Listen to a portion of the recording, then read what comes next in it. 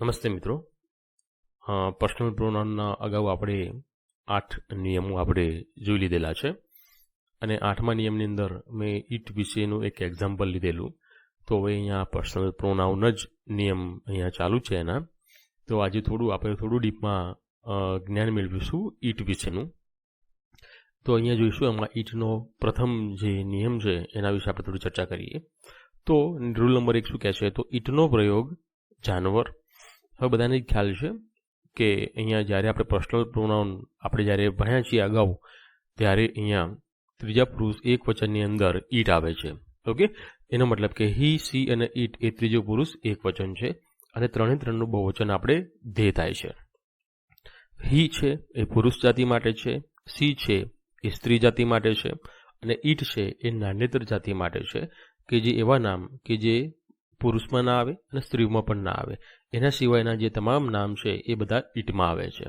તો હવે ઈટનો પ્રયોગ તો અહીંયા શું કહેવા માંગે છે જોઈએ ફરીથી અહીંયા. તો ઈટનો પ્રયોગ જાનવર, નિર્જીવ ઈટનો પ્રયોગ જાનવર, નિર્જીવ પદાર્થ, દેશ તથા નાનું બાળક. હવે અહીંયા નાના બાળકની ચર્ચા કરેલી છે.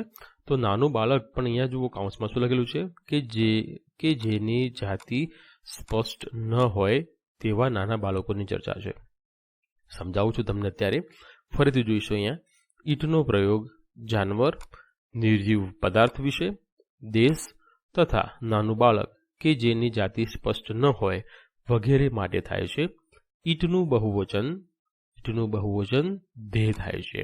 ઓકે, તો અહીંયા જોઈશું એક્ઝામ્પલ કે અમેરિકા. હવે અમેરિકા એક દેશ છે એટલા માટે હવે અમેરિકા એ કોઈ પુરુષ નથી અને કોઈ સ્ત્રી નથી. ઓકે, એનો મતલબ કે કોઈ પુરુષનું નામ નથી અથવા તો કોઈ સ્ત્રીનું નામ નથી. એટલા માટે આપણે આને શું સમજવાનું છે? ઈટ સમજવાનું છે. Concept clear? ઘણા બધા દેશોને આપણે હી અથવા સીની કેટેગરીમાં પણ મૂકતા હોઈએ છીએ. એ મેં અગાઉના લેક્ચરોમાં મેં ચર્ચા કરેલી છે, એ પણ તમે જોઈ શકો છો. America is a developed country. હવે અહીંયા અમેરિકાનું નામ બીજી વાર રિપીટ ન કરવું હોય તો નામની જગ્યાએ આને આપણે નાઉન કહીએ છીએ. ઓકે, એક ને એક નાઉનનું જ્યારે બીજી વાર યુઝ ના કરવો હોય ત્યારે આપણે શું મૂકીએ છીએ? પ્રોનાઉન મૂકીએ છીએ. હવે અહીંયા પ્રોનાઉન તરીકે અમેરિકાનું સર્વનામ અહીંયા શું આવશે? તો ઈટ આવે છે. શું આવે છે? ઈટ આવે છે. એનો મતલબ કે America is a developed country. It is a super power. Okay, it is a super power. હવે it is a super power, super power છે, તે સુપર પાવર છે. હવે તે એટલે કોણ? તો અહીંયા પણ કોની ચર્ચા થાય છે? અહીંયા અમેરિકાની ચર્ચા થાય છે. ઓકે, એનો મતલબ કે અમેરિકાની જગ્યાએ જે શબ્દનો ઉપયોગ કર્યો છે, ઈટ શબ્દનો યુઝ કર્યો છે, એ આપણો અહીંયા પ્રોનાઉન છે. ઓકે, આ ઈટનો ઉપયોગની ચર્ચા છે અત્યારે. સેકન્ડ એક્ઝામ્પલ જોઈશું અહીંયા. તો શ્રીલંકા એન્ડ પાકિસ્તાન. હવે અહીંયા જુઓ નાઉન 1 છે, આ નાઉન નંબર 1 અને અહીંયા છે નાઉન નંબર 2. એનો મતલબ કે બે નામ આપેલા છે. એક દેશનું નામ આપ્યું છે શ્રીલંકા અને બીજા દેશનું નામ આપ્યું છે પાકિસ્તાન. હવે અહીંયા જો અહીંયા એક જ નામ હતું ઉપર અમેરિકા, તો અમેરિકા સિંગલ નામ હતું એટલા માટે એ અહીંયા ત્રીજા પુરુષ એક વચનમાં જાય છે, માટે એની સાથે ઈટ આવે છે. હવે અહીંયા બે નામ છે. ઓકે, તો બે નામ છે અને બંને ઈટના નામ છે. એનો મતલબ પ્રથમ દેશ શ્રીલંકા, બીજો દેશ છે પાકિસ્તાન. હવે એક કરતાં વધારે નામ જ્યારે ભેગા થાય ત્યારે ત્રીજો પુરુષ બહુવચન થઈ જાય છે. Concept clear? જોઈશું હવે. Sri Lanka and Pakistan are developing countries. હવે અહીંયા જુઓ શું થાય છે? અહીંયા ઈટનું બહુવચન ધે થાય છે. એનો મતલબ કે બે નામ ભેગા થાય ત્યારે શું થઈ જશે? એનું બહુવચન થઈ જશે. તો અહીંયા જુઓ અહીંયા શું આપ્યું છે? તો they are facing internal terrorism. Okay, તો ધેનો મતલબ શું થશે? કે તેઓ એટલે કોણ? તો શ્રીલંકા અને પાકિસ્તાનની અહીંયા ચર્ચા થઈ રહી છે. એક નામ હોય તો એક વચન, બે નામ હોય અથવા બેથી વધારે નામો હોય તો આપણે એને બહુવચન સમજીને ચાલવાનું છે. એનો મતલબ કે પાછળ જે પણ પ્રોનાઉન આવશે એ બહુવચનનું આવશે. નેક્સ્ટ એના પછી the child is crying. Okay, નાનું બાળક રડતું હતું. હવે અહીંયા કોઈ જાતિ સ્પષ્ટ થતી નથી એટલા માટે અહીંયા શું આવ્યું છે? ઈટ આવ્યું છે. અહીંયા લખેલું છે નાના બાળકો માટે કે જેની જાતિ સ્પષ્ટ ન હોય, તો એ જગ્યાએ પણ આપણે શું યુઝ કરીએ છીએ? અહીંયા તો ઈટનો યુઝ કરતા હોઈએ છીએ. તો ઇટ ઇઝ ઇન રૂમ. બરાબર, બાળક ક્યાં છે? તો રૂમની અંદર છે. એના પછી જોઈશું આઈ હેવ અ કાઉ. હવે કાઉ છે તો અહીંયા આપણે ચર્ચા કરી જાનવરોની, તો એના માટે પણ શાનો યુઝ થશે? ઇટનો યુઝ થશે. It is black. એના પછી last example, it is a splendid monument. Okay, એક ભવ્ય સ્પ્લેન્ડિડ એટલે ભવ્ય, મોન્યુમેન્ટ એટલે સ્મારક. ઓકે, તો it is a splendid monument. તે એકદમ ભવ્ય સ્મારક છે. તો એના માટે સ્મારક માટે શાનો યુઝ થયો છે? ઇટનો યુઝ થયો છે. એનો મતલબ કે પુરુષનું નામ હોય તો હી આવે, સ્ત્રીનું નામ હોય તો સી આવે, એના સિવાયના જે તમામ નામ હોય તો ઈટ આવે. અને જો બહુવચન થઈ જાય, હી સી ઈટનું બહુવચન દે થાય છે. એનો મતલબ બે પુરુષ હોય તો પણ દે, એક પુરુષ એક સ્ત્રી હોય તો પણ દે, બે સ્ત્રીઓ હોય તો પણ દે, સ્ત્રી અને પુરુષ હોય તો પણ દે. અને જ્યારે નાનેતર જાતિ, નિર્જીવ પદાર્થો, કોઈ દેશ, કોઈ જાનવર જ્યારે બહુવચનમાં આવે, જ્યારે બેની ચર્ચા હોય ત્યારે પણ અને દે સમજીને તમારે ચાલવાનું છે. નેક્સ્ટ રૂલ નંબર 2 જોઈશું હવે. ઈટનો પ્રયોગ સમય એટલે કે ટાઈમ સાથે, હવામાન એટલે કે વેધર સાથે, તાપમાન એટલે કે ટેમ્પરેચર સાથે, અંતર એટલે કે ડિસ્ટન્સ સાથે, તેમજ કુદરતી ઘટનાઓ એટલે કે નેચરલ ડિઝાસ્ટર ને વ્યક્ત કરવા માટે થાય છે. એનો મતલબ કે ઇટ ઇઝ અથવા ઇટ વોઝ બંનેનો આપણે યુઝ કરી શકીએ છીએ. ઇટ ઇઝ, ઇટ વોઝ પછી કોઈ ટાઈમ હોય, કોઈ વેધર હોય, કોઈ ટેમ્પરેચર હોય, ડિસ્ટન્સ હોય, અવર હોય, મંથ હોય, યર હોય, નેચરલ ઇવેન્ટ હોય, કોઈ કુદરતી ઘટનાઓ હોય, સિઝન હોય, કોઈ ઋતુઓ હોય, નેચરલ ડિઝાસ્ટર હોય, કોઈ અહીંયા એવી ઘટનાઓ હોય, કુદરતી ઘટનાઓ હોય, ઇન્સિડેન્ટ હોય, એનિમલ કોઈ પ્રાણીની ચર્ચા હોય, સ્મોલ ઇન્સેક્ટ્સ નાના જીવજંતુઓની ચર્ચા હોય, બેબીઝ અત્યારે આગળ જ ચર્ચા કરી એવું બાળક કે જેની આપણી જાતિ સ્પષ્ટ કરી શકતા નથી એવા નાના બાળકોની ચર્ચા હોય. જ્યારે આ બધું પાછળ આપેલું હોય તો આપણે અહીંયા ઇટનો યુઝ કરવાનો છે. ઓકે, તો સમય છે તો એનો મતલબ કે ઇટ ઇઝ 6 o'clock આપણે એવી રીતે બોલીએ છીએ. વેધર છે કોઈ હવામાન છે. ઓકે, એનો મતલબ કે it is raining heavily.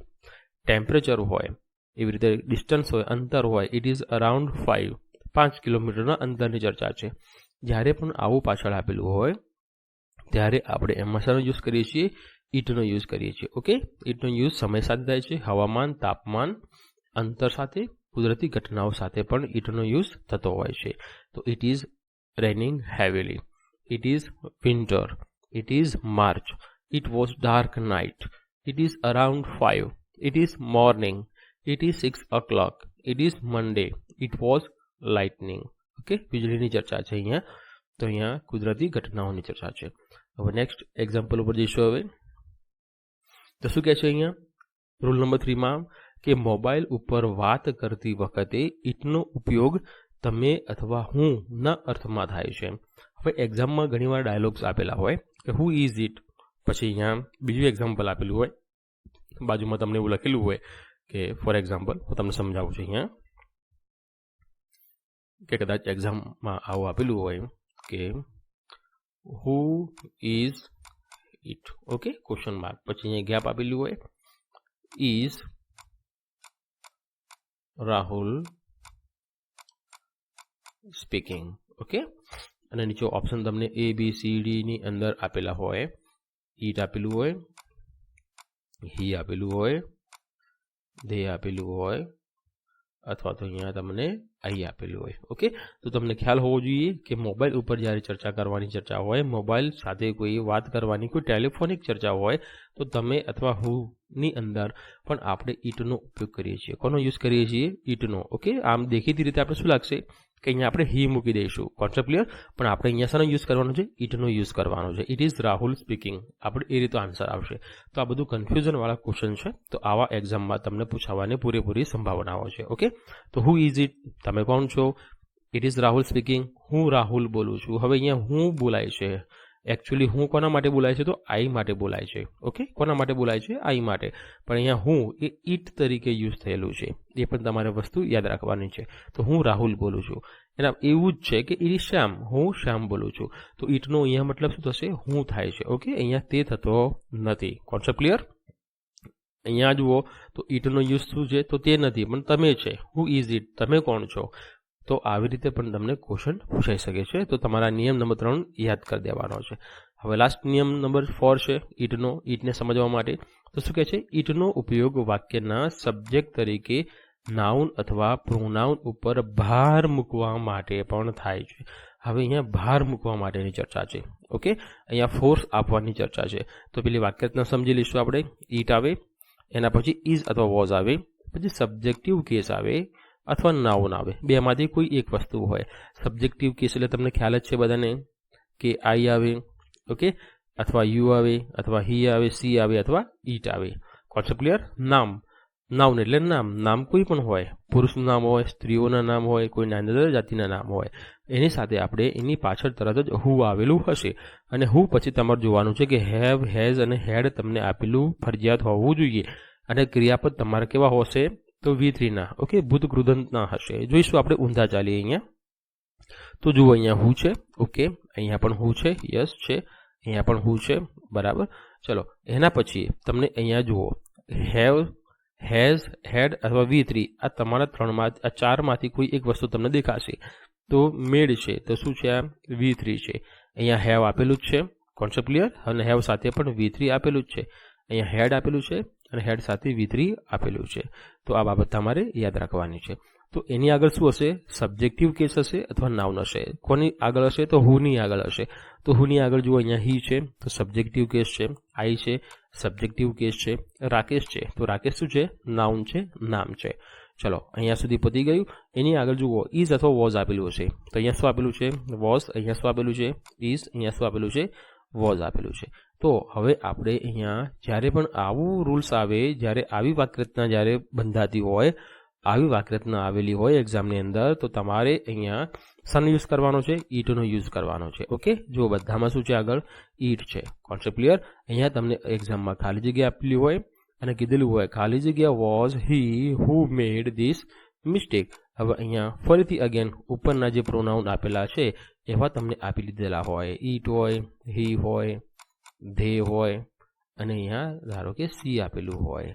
Concept clear? તો તમને ખ્યાલ હોવો જોઈએ. તમને આમ દેખીતી રીતે શું લાગશે કે આપણે અહીંયા શું મૂકી દઈશું? તો હી મૂકી દઈશું. ઓકે, કેમ કે આપણે અહીંયા પાછું હી દેખાય છે, તો આગળ પણ આપણે હી મૂકવાનો આપણે ટ્રાય કરીશું. પરંતુ જવાબ શું આવશે? આપણો ઈટ આવે છે. શું આવે છે?